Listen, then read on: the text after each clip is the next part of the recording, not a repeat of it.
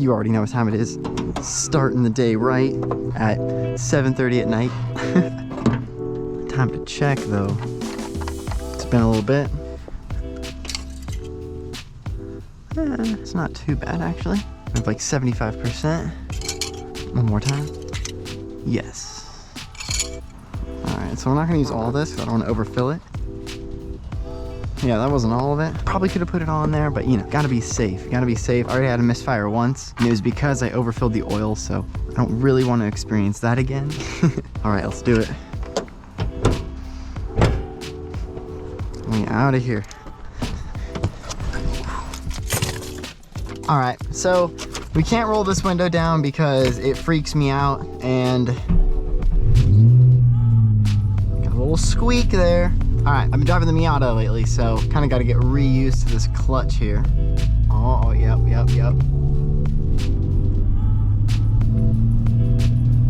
I am such a window roller downer. Like, maybe, see, if I just roll this one down, I'm gonna feel like claustrophobic. So, we're pretty low on gas. What's new though? Pretty much nothing. We hit the perfect time to hit the sunset. I did want to answer 3 questions while we're sitting here in the car. Let's just start it right now. The very first one is gonna be, I'm gonna put it up right here. And he said he's looking for a 350Z and he's wondering if he should just buy it or if he should trade in his car and get it that way. And honestly, it all really depends. Like, for me, having 2 cars actually lowers my insurance because I have a multi-car discount. I save like 40% or something like that. Oh, that sunset though. But I would honestly say it all depends on if 2 cars is gonna work for you. It's just a lot of maintenance and stuff that you have to keep up with, a lot of gas you have to put in your cars. If it kind of makes sense to trade in your car, then I would honestly do that because I think the 350Z is a great daily. I think you totally drive this thing every day and not have any issues. I think it's dailyable enough to where you probably don't need 2 separate cars.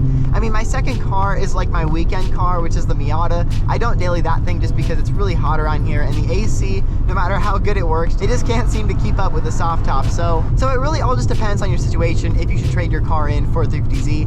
I think it is doable just because this thing is, you can live with this thing, honestly. Like, if you're going to the grocery store, going to school, doing whatever you need to do, going to work, you're gonna be fine. All right, so the next comment, I'm gonna put it right here, and it's basically, when am I gonna decide to put performance mods on the 350Z? I actually get this question a lot because this thing is pretty stock besides the intake and the, you know, just the muffler delete. But I love how reliable this car is, and if I was gonna do any performance mods, I'd probably just go all out and just turbo this thing.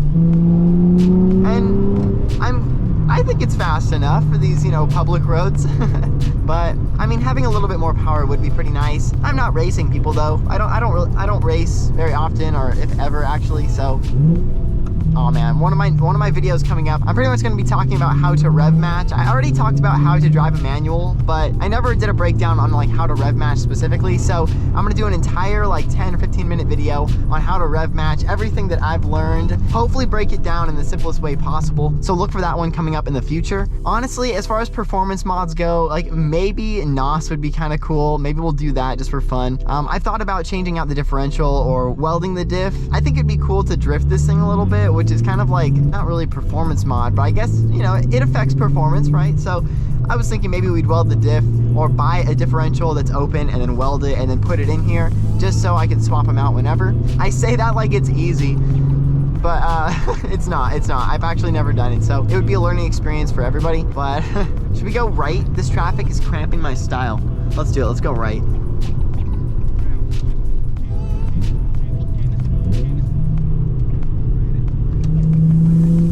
Oh, off the main road. We got to watch the sunset, which was pretty awesome. One last question I wanted to talk about, just while we're cruising around here.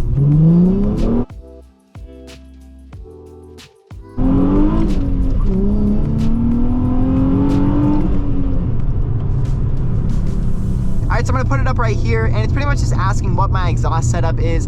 And I know it sounds like $1,000 exhaust, I get that all the time, but realistically it's just a muffler delete, and I left everything else stock. Like, there's the stock resonators, the stock catalytic converters, the stock headers, everything. The only thing different is we just dropped the muffler and we just replaced it with 2 straight pipes. The way the muffler works is it kind of like Y's outwards and goes in and then comes out again. So you have to put a Y pipe there. But that's pretty much it. And I think it sounds really good. It only cost me like $250 and we utilized the stock tips. They tried to sell me like $40 tips for each side.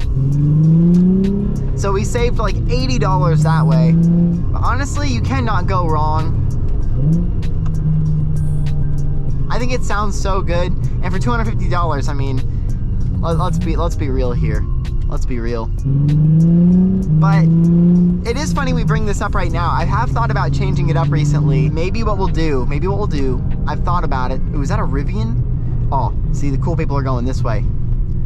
I really want the Motordyne Shockwave TD, I think it's like the TDX2 or something. Oh, look at that thing. Oh, 350Z.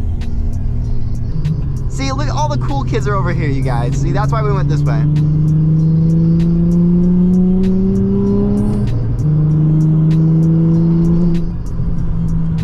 Should we go right?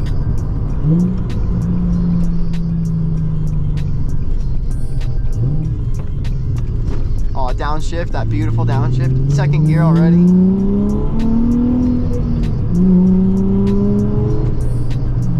Okay. It's not a racetrack. One more though. Pull it into this parking lot. Downshift into the second. Alright, we'll chill. We got a roundabout. Dang, you already know if we had a welded diff, what we could do in this roundabout, you know, just go in a circle and not do anything illegal, of course. Alright, I'm turning in here. I'm getting off the main road. I think I'm gonna get another GoPro for a second angle, and I've been seeing this like, it looks like a video game. People are putting like a 360 camera on the back of the car. I think that would be a really cool angle to switch to sometimes. And I film these videos in like one take. I mean, sometimes they take me like an hour or two of driving around, even though it's only like 12 minutes, but it's just, I end up saying things like 4 or 5 times to get it right. So I don't know why. I don't know why that happens to me, but this is how it is. So it's not a perfect world, you guys. I as much as I would love to just say this in one go, it's not how it is. I'm always stumbling my words. I wish. If you guys have wanted to make a YouTube channel and you've been just been so worried about how you're gonna talk on camera and stuff, I promise I'm not good. Like I will be out here for 2 hours and you can really watch by like how much the time goes by the sun moving in the sky. We're actually making good time tonight. I'm knocking it out. I'm gonna get a strawberry Dr. Pepper because I'm gonna go and edit this video, so I need that caffeine, you know, to stay up through the night. I hope you enjoyed today's video. Drop a thumbs up if you did. Hit the subscribe button if you haven't yet already. I seriously appreciate you for watching these videos, and I would love for you to join the family. We are so close to 15K subscribers, which is unbelievable. I remember saying we were close to 1,500 like last year, so you are awesome. Thank you so much for being here, and I'll see you in the next video. Peace out.